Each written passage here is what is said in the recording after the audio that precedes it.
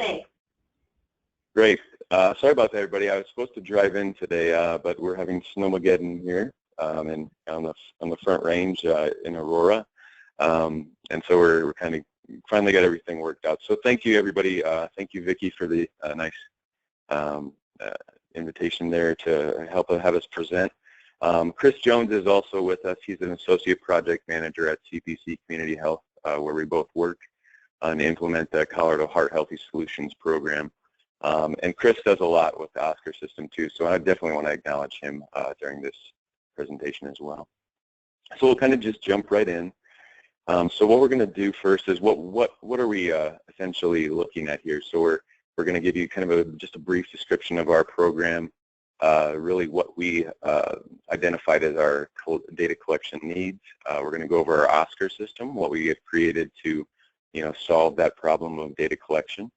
And then some other evaluation questions we had, and then finally this site scorecard that we did for all of our sites. Okay, so what exactly is OSCAR used in, and where are we taking the data from? So our program, Colorado Heart Healthy Solutions, again, is a program that has been CCPD funded since 2008 when the tobacco tax first came into play. And so we've been very, very grateful to have that funding since 2008 to develop this program and bring it to a point of where it's at right now, which we feel very, very confident and very, very blessed to have this program for so long. And so really it's to improve the overall health status of Coloradans throughout the state. So our model is pretty basic for a lot of CHW type programs, and we are CHW based. It starts out, with the community outreach, really focusing on the underserved of the population in each community that we are in. We do health assessments, education results, and then counseling. And then we've identified people that are at risk for either cardiovascular disease or other chronic diseases. And then the community health worker really does follow-ups and then refers them into either lifestyle interventions or medical clinics and so on and so forth. A lot of the people we do find do not have a medical home, so that's very important. And then one of the best things I think this program does is it's not just a screening program. It's an overall, kind of health coaching, ongoing type program. And then we bring the participants back to our community health workers so that they can be retested and see the improvements that they've made. So really, that's a long list of kind of what we offer. We use the Colestech machine to do the point-of-care lipid testing. It also does glucose. We do a lot of the different things. And really what this is doing, as you'll see in our OSCAR system, is really calculating into that global risk score.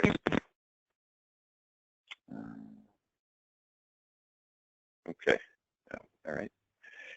And so also it's health goal setting and then follow-ups again with and referrals with the CHWs. So this is currently where we're at.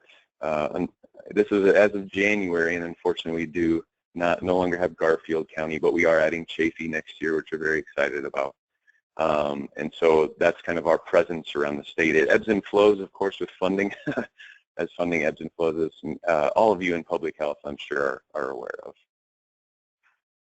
So what was some of our challenges when we first started the program? So again, what we wanted to do was not only make a data collection system or support system for CHWs in the field, but also we wanted to be a decision support for those CHWs as well. So again, as you saw the map, CHWs are really spread out around Colorado. A lot of them are in the rural and frontier communities, and those communities often have limited internet access, so we couldn't make a purely web-based system. And we also wanted to, focus on the fidelity of the program. Really, are the CHWs really, regurgitating, imparting the wisdom that we have at CPC Community Health to their participants and keeping the integrity of the program intact.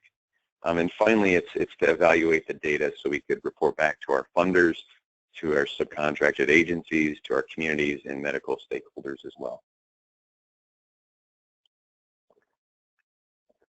Okay, so again, why do we do data collection? It's really to monitor the integrity We can show clients, we call them clients, patients, the biometric outcomes that they have based on the changes that they made.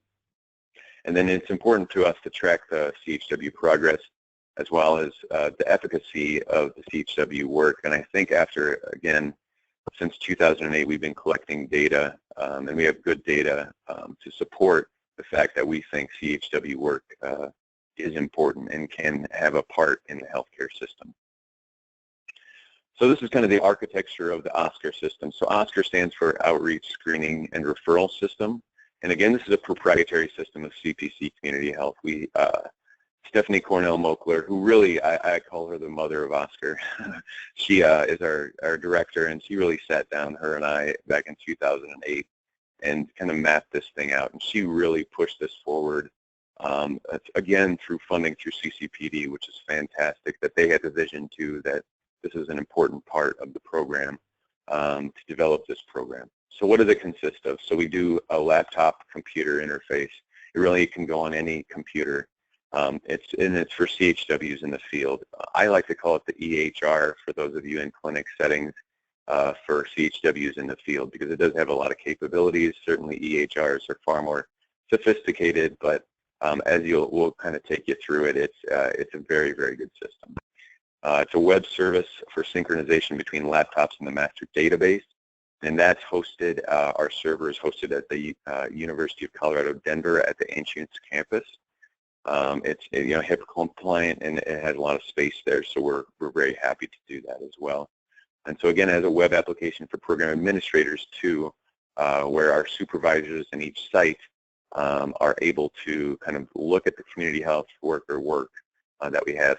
And just to backtrack just a little bit, what we do is we get the money in from CCPD, and then what we do is we really distribute it out to community agencies. So as you remember that map previously, we have it all over the place. We work with San Luis Valley AHEC, we work with Tri-County Health Department, Tri-County Health Network. So a lot of different agencies around the state that we subcontract with. We ask them to hire a CHW to kind of build capacity within their own agency, as well as we want them to tell us who the best person is to serve their community, because we're in Aurora. We serve a lot of rural and frontier communities as well, and want to make sure that we are very local focused, community focused. And so the supervisors, we also pay for a small part of their time. That it's very helpful to have agency support with these CHWs. And so the program administrators, again, can log on, and we'll be able to log on and kind of identify how their community health worker is doing. It's day-to-day management of staff, resources, and reporting as well. It enables us at CPC Community Health to see the data kind of in real time, and then be able to evaluate that in a timely manner. And as I'll kind of show you too, we're able to do monthly reports, quarterly reports, and then to report out the CCPD folks and Vicki. It just makes, it's a world of difference. I've been in community health and public health myself for about 15 years.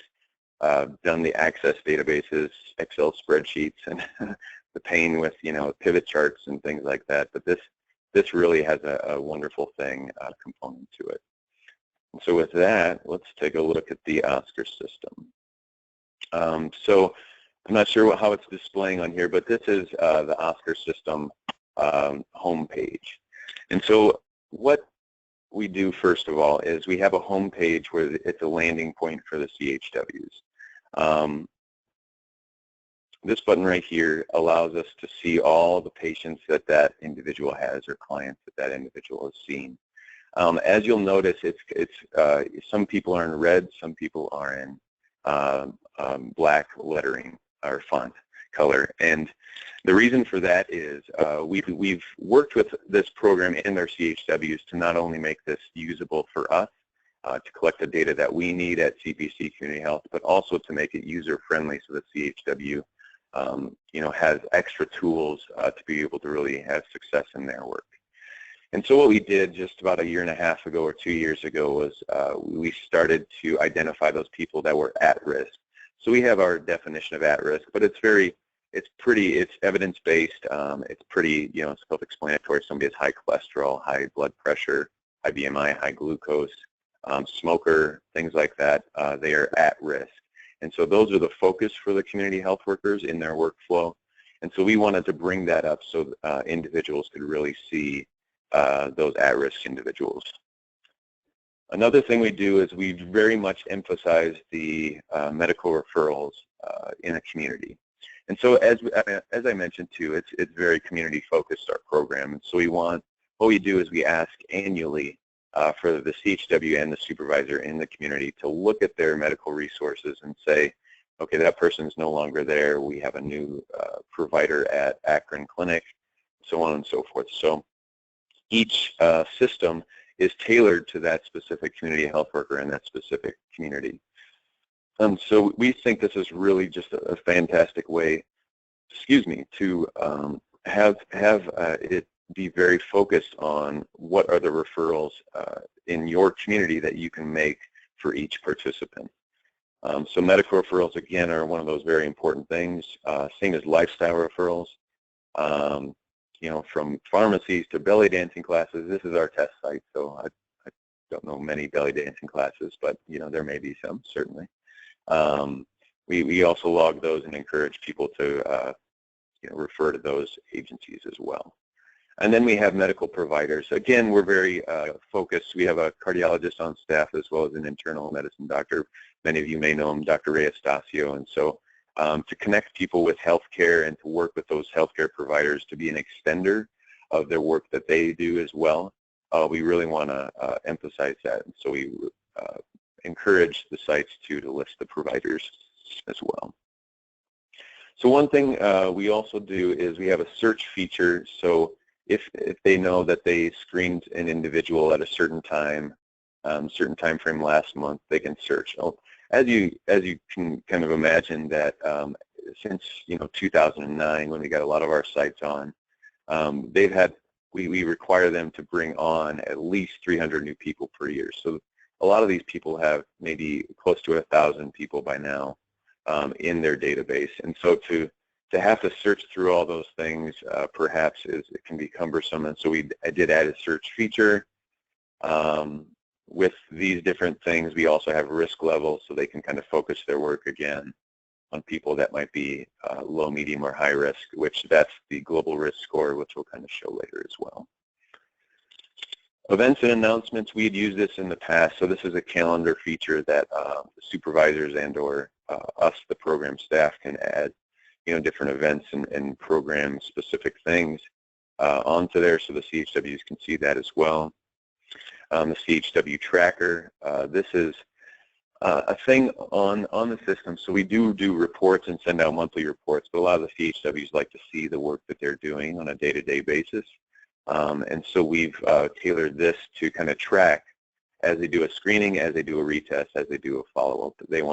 We have goals in mind for each of those key components for a CHW, and we want them to see and take ownership of that as well.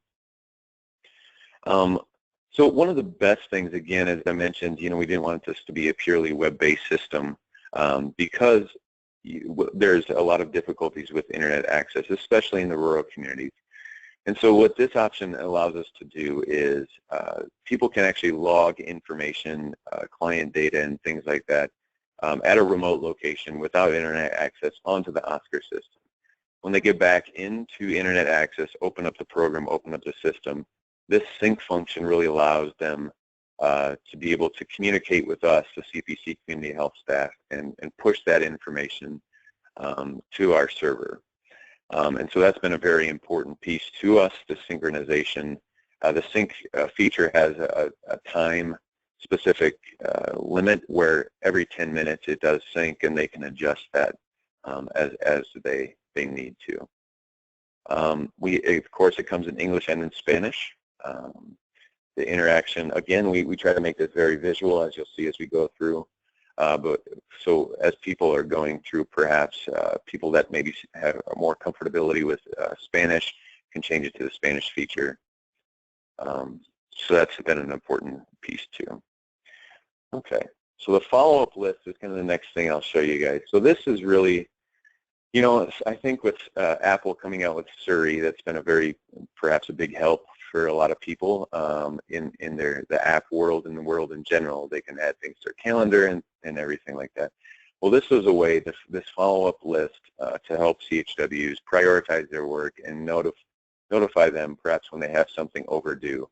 For example, this individual right here, one of my test subjects, Amy Bubar, who used to be project manager on the project, has the ability, I have the ability to see that I'm way overdue on her follow-up. So what I'll do is I'll just go in here and I'll say, yes, I did call her, called and made appointment. So we log there, check it off, and then it goes off the list once we go back. And so now I'm caught up with my referrals, and I have quite a few to do today. So the CHW is able to see that feature and kind of identify the work that they need to do in the near term and what's overdue and so on and so forth. This incomplete interactions, this is people can save an interaction if they have not completed something. It'll go on here, and then again, that's another reminder for them. This is add the new client button, of course. This is a batch follow-up. Really what batch follow-up is able to do is by referral, so anybody that they perhaps referred to Anytime Fitness, they said, well, I saw a bunch of people at this Anytime Fitness place, and so then I sent them a big mass email and say, I want to be back at Anytime Fitness, and I want credit for all those follow-ups that I did. And so we allow them to be able to do that in the short term, and if you get a bad email address, you can unclick. For example, Mickey Mouse, he did not have an email address at that time. So that's been a big help for our community health workers as well. Change location, again, as you saw, we can filter by location, but that's been an important piece as we want to track different locations as where people are really doing things like that. Okay, so the follow-up window, let me show you as we saw it again. So in this follow-up window, we try to make it very user-friendly for the CHW again. As you'll see, they have their phone number. They have, today is the follow-up date that they're due. They have comments that they can leave. And then we have a checklist here. And that's one of the, I think, additions. And so we constantly update Oscar. We're going to maybe actually have this as a specific checklist. But we do have it kind of listed out that we want them to check different things. And so what this is we allow the CHW to kind of look at the different things that the person has done in the past. We open their specific window so that the patient community health worker can see if they had high triglycerides, high LDLs, high blood pressure, and then they can talk to them about that, add notes, and then either complete it or say, nope, I left a message.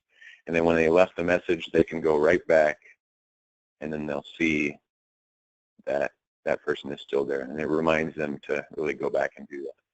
Another thing I wanted to kind of point out here is if they, in the interaction, we made a referral to this individual, and this is one important piece that we're really trying to harp on our community health workers to track more closely, is that, when we make a referral to a clinic, did that individual go? And that's going to be valuable information for us, and perhaps identify barriers to why somebody didn't go, or perhaps to say, why didn't the clinic specifically have that person? So that's important information. So again, it has that referral button on there, and then it has a no, I didn't go, or yes, I did go. And then you can kind of click that, click yes, and again, that one will go off. So that's the referral window, and that's great. And so one thing we're going to do now is we're going to get back in here, and we're going to go through an interaction. And so one of the great things I think about the Oscar program is that really we've been going through this process for, again, about 6 to 7 years now, when we've really had a good important piece of information from our community health workers to make this a user-friendly thing. So a lot of these components, as you'll see, have been really tested by community health workers. And these community health workers either say, no, this doesn't work, or yes, this does work. And so a lot of these things, recalculate your risk at age, which I'll show you guys later on. The comment section, they kind of wanted that. Lifestyle goals, again, so what I'm doing right now is a retest on this individual. We've already tested him, and what he said he wanted to do is he wanted to cut down his smoking, improve his cholesterol, lower his blood pressure, and improve nutrition. So right away they can see, as they go through the interaction with the individual, if they did those types of things. Then targets. Targets is one of the best things I think we've done with this interaction is, there are a lot of numbers I think that community health workers have to use, and this is where the decision support kind of comes in. And so if they're working with an individual, are they going to remember right away that, the LDL 160 or under, if they're 159 is that threshold, and well, now they can see specifically based on the most current evidence, that again we've combed through and added to the system to have a back-end algorithm that's really sophisticated. And so this has been an important piece for the community health workers to be able to kind of identify what the thresholds are and what we're looking for. So as we go through, it's very, again, user-friendly. It shows what was last time. So it was 140 over 90 last time, and now it's 144 over 90. We'll go through this. And as we kind of go through the interaction, we will begin to calculate the risk score. So as you just saw, once I entered the HDL, now the calculation starts to begin for that global risk score. So again, the back-end algorithm calculates on the fly and begins to calculate what that individual, their risk is for 10 years. Okay. Blood glucose, where again we're able to do that. We do allow hemoglobin. Some sites do collect the hemoglobin A1C. We do not supply that test though, but we did add it because it was a request again from our sites. We ask health insurance questions. Do you have health insurance? And then generic kind of what kinds of health insurance. Do you have a medical home? If you do, how many times have you been in the past year? What type of agency it's been, so family practice to a health fair to an outreach clinic, all kinds of different ones like that. And again, as we saw previously, the provider list is community specific, so this will be different for each of the communities that we are in, and they can actually click on whether or not they've seen a certain individual, so we will know who to perhaps send a letter to notify them that they did get the screening. Okay. These are some questions too about a health history. Did your brother, sister, or parent have any of the following? Did they have heart disease? Did they have type 1 diabetes? And then we actually ask, what do you say your general health is? And so it goes from poor to excellent. We do have a refused in there, but that's a kind of a good indication. And in fact, when we're kind of working on some kind of an economic analysis, and that's actually one of the measures to rate the quality of one's general health and perhaps the impact that this program has had on that. Have you been told that you have heart disease by a provider?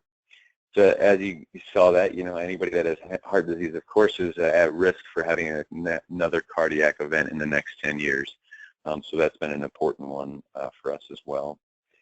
Stroke, have you been told that you have high blood pressure? If so, do you take medication? Do you follow a diet or exercise? Different things like that. Are you on blood pressure medication? Do you have diabetes? Have you been told that you have diabetes? So again, as you see, as we're answering these questions, this kind of goes up. And so we really encourage our community health workers to maybe even enter this information with the community health, or with the participants sitting next to them, so they can see kind of the arrows go up and down as well. So these are some BRFIS questions I think that we've added to this. So we ask about high fiber, we ask about fatty foods, we ask about aerobic exercise. So these questions too, we're just starting to get some outcomes on these and kind of report on those. Tobacco, of course, that's going to raise your risk, as you just saw. I'm going to say no, though, because I'm going to give this person the benefit of the doubt and say, yes, you know what, this guy quit. I quit smoking. That's a great thing. It's a big thing. So those are some questions. And we finally come here to the summary and results page. So right here they can see down here was a previous interaction. And so this one was kind of an incomplete interaction that we didn't collect a lot of information with this individual. It was a lot of NA stuff, but this person did show up previously. And what this arrow shows is your current risk level of having a cardiac event in the next 10 years. And so guys at 18%. So we put that in the medium category. The new guidelines came out, and it used to be 10% and up was medium to high, but now it's at 7.5%. Is really that threshold now. What this little arrow is whether or not an individual wants to improve. This can be actually their ultimate risk. So whether or not an individual said that they want to quit smoking, improve their cholesterol, and so on and so forth. One thing we can do is we can begin to recalculate the age, and so we can say, right now your risk is at 18%, but look what happens when you're 65 and you have these same results. You're going to be at 45%. So this really encourages, I think, younger individuals that we screen to really, start to think about themselves in a future tense. Where are they going to be in 20, 30 years? How are they going to be? How are they going to be as far as health-wise goes? So that's been an important one. Again, that was one that the community health workers said that they used to go out of an interaction, go into their demographics, change their age, come back and show that. And so we've kind of made this a very easy one for individuals to kind of look at as well, and really help our community health workers to focus in on the interaction and not have to go elsewhere for those types of things. So again, I mentioned, we programmed an algorithm on the backside for the global risk score that calculates all this information. Again, everything is evidence-based, as well as our messages. And so all these messages are customized health prescription. So this is what we call it. And so what this is based on what an individual answered, whether or not they had high cholesterol, high blood pressure, and so on and so forth. We tailor these messages to really meet the needs of the participant. And so it's been an important piece for us as well, that as we develop our algorithm, we want the participant to take something with them. So they can actually, we can print this out, they can take it with them. They can see that attention to your triglyceride is at 155. Your goal is less than 150. Schedule an appointment to see your doctor. So again, I want to emphasize too that this, we say this is a health assessment. This is not a diagnosis of any means. So a lot of the messages in here will say schedule an appointment with your physician, schedule an appointment with your doctor. And so, that's an important piece that we impart on our CHWs as well. And again, through these messages, the CHWs will see this as well. And we like to think that this is a good decision support for them as well, to say, okay, my role really is to refer this individual to get the health assessment in, to give them some education, and then to refer them on. Okay. So another important one was, did you know your risk before today? And so we like to do this because I think a lot of people don't know that there's a global risk score that you can kind of calculate. And I think it's just another tool that an individual can have, in their health toolbox to say, okay, my risk, I want to lower that number, that specific number. And so what we found really is that people with these numbers, they have goals in mind. If, a goal of, well, I want to lose a couple pounds. That's a specific goal. I want to lose 10 pounds. Whether or not they do it, is up to them. But at least they can see, where they're at currently and what they need to do. Again, on that retest, this is a retest. They'll be able to kind of identify again what they need to do to even improve their health even more. So an important part of our program as well is motivational interviewing. And so the trans-theoretical change model has the not thinking about change, thinking about change, preparing for change, and so on. But we use a lot of motivational interviewing in in our training of the community health workers to really get at the point of does this person want to change, and do they want to change now? So as we mentioned earlier, what do they want to do? So we want to do specific things. You know, again, that little arrow, you'll see if they want to improve their cholesterol and blood pressure, it's going to lower that by a little bit. And then how would you like to do that? So improve your nutrition, increase physical activity. We want them to get as specific as possible. And again, this gets at the motivation, these questions down here. How important is this change to you? Really, how important is it for them to really improve their cholesterol? Do an action plan, specific action plan that CHWs enter. And then this one is how sure you can do it right now, the confidence that they have that they can do that. And really this helps us get at a lot of different barriers, and we are adding more specific barriers to this part of OSCAR to be able to identify really what specifically people are needing in those frontier and rural communities and in urban communities as well. Finally, on the last page here of the OSCAR system, we can see that, you know, last time we did that to Akron Clinic, we'll say, you know, they didn't like the Akron Clinic, so now we're going to send them to Canadian professionals.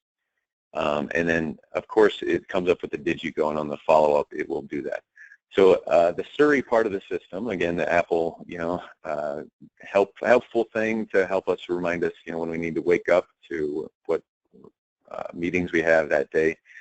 This, as you can see, already scheduled a follow-up for 1 week. And so we require our community health workers to contact that individual within 2 weeks and say, you know, hey, remember you got the screening, this is what we talked about, how are you doing with things? And then on an ongoing basis, you know, depending on the motivation, again, of the participant and whether or not the participant wants to be called, they can go ahead and schedule another follow-up as well. But right away, we did this. And so the way our retests work as well is the initial retest is 6 months after the initial screening or health assessment. And so because this individual, this is their first retest and not their first health assessment, we schedule it 1 year out. And that's really to kind of focus on cost as well. We really want that person not to use us as a medical turnstile or anything like that. We really want to push them to their medical provider, and then hopefully that medical provider will then have confidence in the CHW to send them back on an ongoing basis for some health coaching and education and so on. Because as we know, it's just very hard for medical providers to do all that in a 15-minute visit time. And so it's already scheduled it, and so once that starts to come around that time of year, it'll show up on that follow-up list on the home page, and that's it. Okay. Oops. You know what? I'm going to go back in here. I forgot just one or two things. Okay. A couple things down here I forgot to do. We, again, that risk results, so that this page right here, we want to send the individuals home with something. So that print risk results page allows the community health worker to print that right away or export it to a PDF, and then they can send it to them by email if they want that. The other thing we have is a provider letter that kind of speaks to providers. A lot of times community health workers in the community, what we're running up against is that, you know, some providers are just not trusting of anybody not in their facility. Who is this community health worker? Why did they do a test on you? I don't know if I believe all this. Are they evidence-based or not? Well, we are. And so we developed this letter specifically where a community health worker can print this out, kind of tell the results. They can either send this directly to the medical provider based on, you know, the request of the participant, or they can give it to the participant and they can take it directly to the provider as well. And so it kind of explains the program. It has Dr. Estacio, Dr. Krantz, who are our medical consultants and people that work on our program very closely. Excuse me. And has the community health worker name and the supervisor as well. So these are just great things to have, great tools for the community health workers to have to be able to really impart that on there. Okay, how are we doing on time, Chris? Okay, we have about 20 minutes. Okay. Chris, were there any specific questions that maybe you saw that people had of the OSCAR program? I answered a couple, but we do have a couple here. So Sarah Valentine, our friend up in Telluride area, are follow-up phone calls in 2 weeks recommended for even low-risk folks? That's a great question. So we ask our community health workers to do a lot. So as we're asking them to do a lot, we ask them to really have a caseload of about 500 individuals per year. And that even is more based on the amount of people that they follow up with. But we want them to do 500, so one FTE equals either 500 screenings and or retests. And a lot of the programs that we have that have been in the program for a while are starting to do more and more retests. And that's intentional. We want them to, really focus on those individuals, to have a relationship with them and continue that health impact that hopefully we've made. And so for low-risk individuals, what we say is, well, you're not at risk right now. OSCAR has scheduled you to come back in 2 years for another health assessment. And so we don't require our community health workers to follow up within 2 weeks if they want to, if the participant requests it. Certainly we've given the community health workers the ability to say yes and to be able to do that. But really to try to help the community health workers focus their time and really focus the impact of our program, we've really focused on the at-risk individuals. And then, Nick, we have a couple more. So apologies, Ashley. I'm going to potentially butcher your last name. Masikas. She had 2 good questions. First, how long do the typical CHW visits take? And secondly, can this program be available for other programs that are not a part of CHW? Yes and yes. Well, I'm sorry. The first question is, how long does it take? So it can vary. The motivational interviewing we had an individual come in, and she was, a therapist. So motivational interviewing it can take a long time sometimes. We finally found a trainer that does physical or motivational interviewing in about a 10-minute span. And so with that motivational interviewing, we want them to get through the interaction, do kind of the motivational interviewing, and then really, maybe try to focus follow-ups, because it's going to be that ongoing relationship with the individual. So it's about 20 to 30 minutes, I think.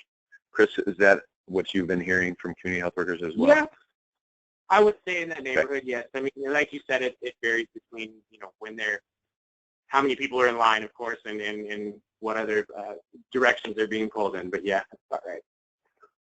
Yeah, we've really tried to get community health workers to stay away from the health fair model, as we feel like people have a misconception that this program is part of the health fair specifically and not its standalone program.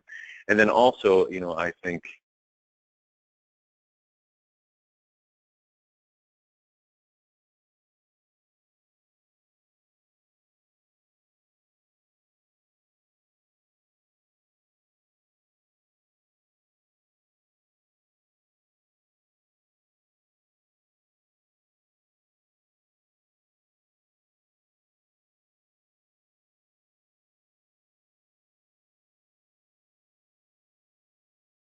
the way we structured it is, again, with the extraordinary help from CCPD, they funded this program for us to be able to develop this program.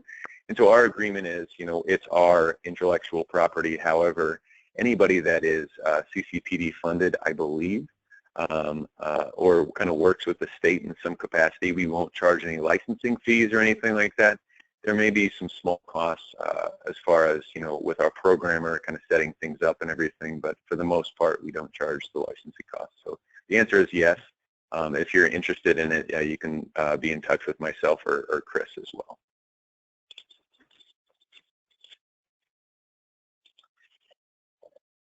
And looks like we have some connection issues with a few callers, but that's all the questions I see right now.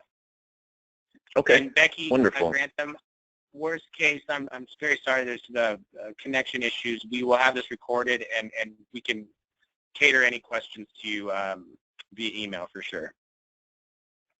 Yep, we are recording this, and we have a website. And Chris, do you think this is something that can go up there, perhaps? Oh, of course. Yeah, that's a great idea. That's a great idea. We'll be sure to send this out once that's posted, and Vicky can probably help disseminate to everybody. Great. Okay, so once we've collected all that data from the Oscar system, I just wanted to show you kind of what we actually do with that. So we have a lot of different reports. So first is our monthly report. So our monthly report is we do some stoplighting. And so I'll kind of get through this quickly, but it's a lot of tables. Our community health workers know this pretty well. But again, we look at their goal. We look at how well they're doing toward that goal. First data follow-up is another table. We look at the referral section. We look at the clients screened and retested. How many have action plans. And so we want this number to be close to 100. And as you see, our community health workers are getting that at about 89% that have a referral and or action plan.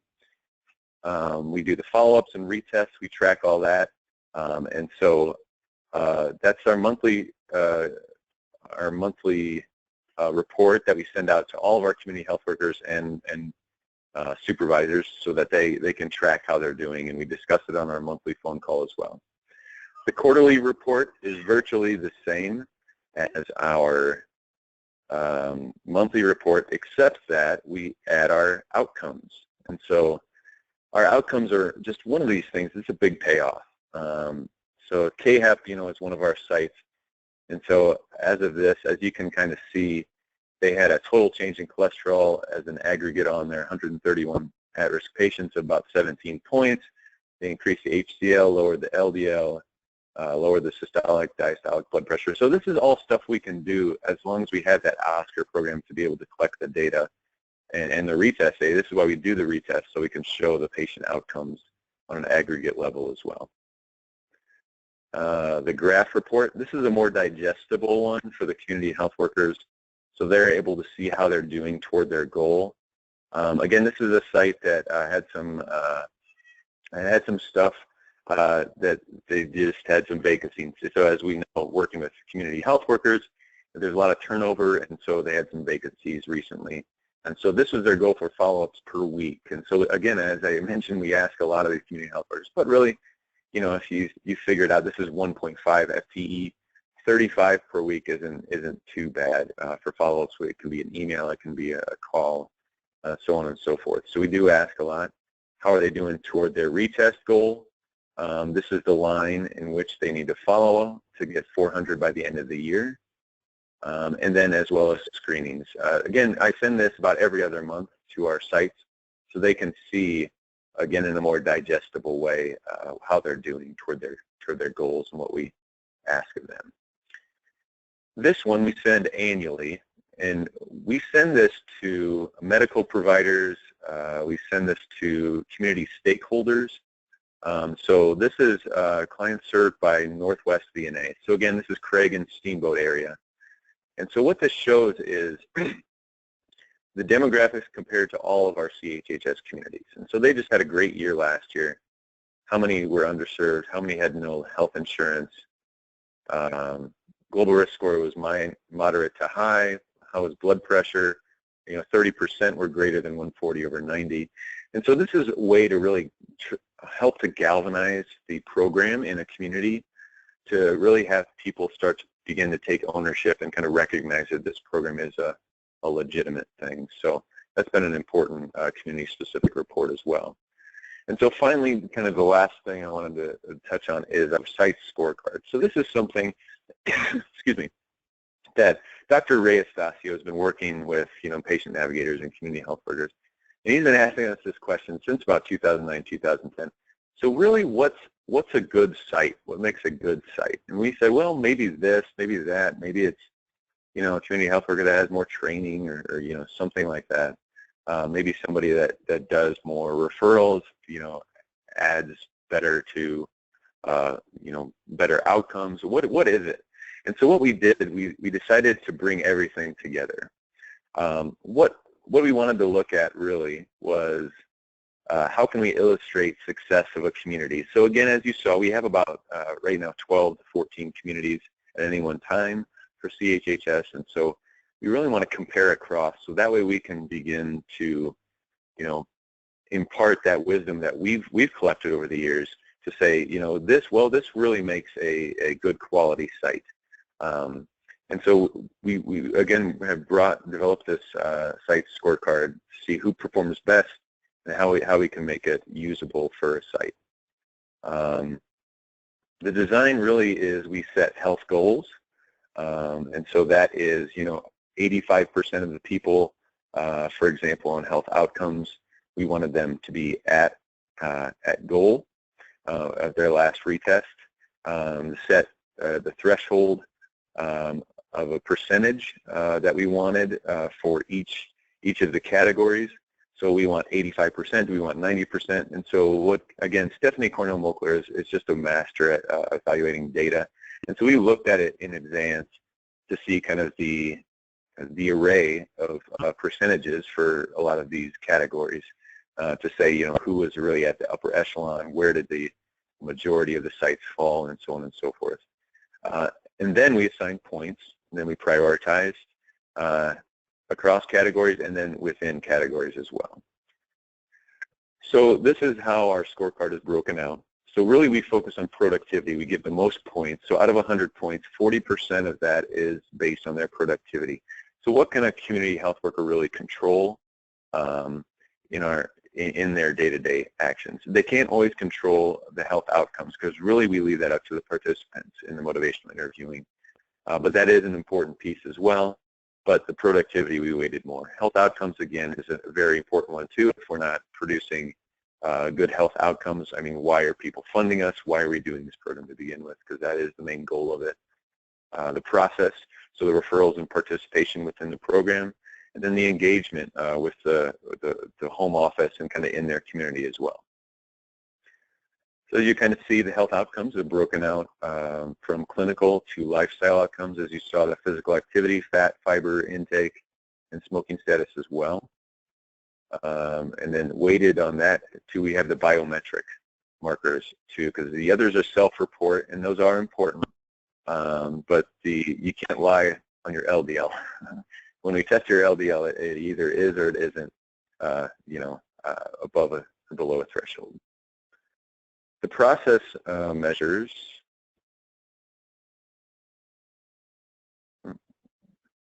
yep, that's right, is really focused on medical referrals and medical referrals completed. So we are looking at this a lot more closely, as I mentioned. Our conference calls, we want people to be engaged in our conference calls as we give important information, ongoing motivational interviewing training, and kind of talk with the docs on a monthly basis. And so we want them to be engaged in the program. We want them to be doing a lot of those medical referrals as well. So that's what goes into that piece of it. The productivity, which is, again, is 40 out of 100. So of the 40%, the follow-up goal is 40%. So it's mean percentage of the follow-up goal achieved over the month. So month by month, we kind of said, okay, did they reach their goals? And so we want them to get above a certain threshold of reaching that goal for each month. And then what was the percentage of that? And so that's how we weight that one. The retest goal, kind of the same, whether or not they achieved it, as we do it kind of a month-by-month rolling calculation. The completion of the initial follow-up goal, that's within 2 weeks again of the at-risk individuals, and then the screening goal as well. We feel like it's really easy. Well, I'm sorry, I shouldn't say it's easy, but it's easier to screen individuals. It's a lot harder to bring them back in. But that really is the bread and butter of our program, and that's what we focus on. So that's why the screening goal is only 10% of that 40%. So the engagement, so this is 10 out of 100 points. So it's about 10%. But really we assess as a staff at CPC Community Health, as we look and have discussions with our community health workers and the agency and the supervisor, are they engaged in the community, the medical champions in the clinics? Do they have a good relationship with those individuals? Strategic, so one thing too is we kind of look at the funding structures out there and where is more funding available, and then a lot of times it is more available for rural settings. And we found that our program, not only is able to refer to resources within rural and frontier communities, but perhaps it becomes a resource in a lot of those communities that are really resource deprived. And then programmatic stuff is other stuff too. Are they engaged with us as the fiscal agent, and how well are they doing? I was just saying the other day, it's the 80-20 rule. So 20% of the sites get 80% of your time. So those people may not score very well in the programmatic. It's kind of the scorecard. So this is the design. Again, Stephanie Cornell-Molkler just does an excellent job with kind of putting something out there that's good and easy to read. And so it kind of shows the mean percentage of follow-up goal achieved per month. So that's about 22%. So we weighted that a certain amount. So out of 40 points for that productivity, how many points did they score out of that? So 30.9 was the one on this one. As well as health outcomes, they can see exactly how they scored in each category. Same with the process and engagement pieces too. And so when we have all that, yeah, go ahead. Real quick, one quick question from Judy. She just wanted you to share CPC's definition of engagement in terms of this scorecard. Yeah. So engagement really is, are they connected to the community resources? Are they connected to the medical resources within their community? And so again, this is a subjective thing that we do as a program staff, but it's a way that we're able to do it. We're able to look at people's medical and lifestyle referral sites, but that doesn't always mean that they're connected to the specific resources in their community. And so I do bi-monthly calls with each specific site as well. And so we're doing a lot of calls with our sites. So we have a lot of communication. So in those calls, I begin, kind of talk about, how they're doing with their community agencies. How are they connecting? Who have they connected with in the medical community? And so that's what we kind of mean by engagement for the medical and communities resources. So that's, I hope that answers your question, Judy. If you want, we can certainly talk more about it through you on our calls too. CHHS by the numbers. So again, we have data dating back to about 2010. The first couple of years, we absorbed the program from Denver Health, and then we also kind of were in setup for the first about year or so. But since then, since about 2010, we have about 6 years of data to share and impart on people. And so some of the things, as you kind of look through this, we've been able to lower systolic blood pressure by about 11 points, diastolic by about 7, total cholesterol by 21, increase HDL, lower ALDL, and glucose. So we're just really proud of these results. And again, we couldn't have done it without, really it's the CHWs working in the field. And I've always believed myself in CHW work, but we've needed to prove it. We needed to show that specifically we can do this. And so that's how we're able to do it with the Oscar system and with a lot of these evaluation components that we've been able to really get these numbers. 66% were at risk for cardiovascular disease. So again, it's that at-risk definition that we have from high blood pressure to high cholesterol to high glucose and so on and so forth. And the improvements in the health behaviors too. 17% of smokers stopped smoking. So excuse me, I think that's no small feat. And so that's just a great one. And this little one down here, I just kind of wanted to, it may go unnoticed, but on average, these outcomes were measured 27 months after the initial assessment. And it suggests the durability of our program. So I think what it shows is, we can work hand in hand with medical providers. We don't want to be their medical providers. In no way do we want to do that. Certainly they should go there, they should get medication. But what we can do is we can be a resource in the community outside of the clinical walls to be able to really reinforce what the medical community is saying to that individual and help them be healthier. We really think there's a place for CHWs to do that. So that's our presentation. Again, Stephanie is our director. Myself, I'm the senior project manager. Chris, again, just does a fantastic job with the Oscar program and then everything else. He's a jack of all trades. And then Dr. Maury Krantz is a cardiologist. that works with us about 20% of the time, and answers a lot of our questions and consults with us on a lot of our algorithms and decision making too. And that's our presentation. Does anybody have any other final questions?